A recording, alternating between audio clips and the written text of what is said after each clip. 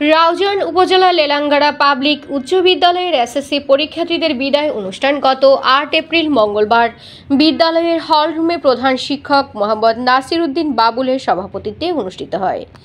এতে প্রধান অতিথি হিসেবে উপস্থিত ছিলেন বিশিষ্ট শিক্ষানুরাগী রাউজান RRSC সরকারি উচ্চ বিদ্যালয়ের প্রধান শিক্ষক মোস্তাক আহমেদ।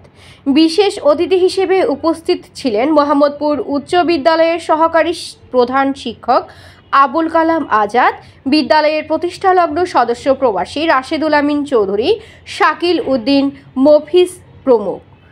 অতিথিরা বলেন, শিক্ষার্থীদের লেখাপড়ার পাশাপাশি মানবিক মূল্যবোধ সম্পন্ন মানুষ হওয়ার তাগিদ দেন। সহকারী শিক্ষক সাদ্দাম হোসেনের পরিচালনায় আরও উপস্থিত ছিলেন সহকারী শিক্ষক রবিউল হোসেন, জাহাঙ্গীর আলম, শফিউল আলম, হারুন মিয়া, কণিকা শীল, সাবেক কৃতি শিক্ষার্থী সানজিদা শাম্মী ইরা।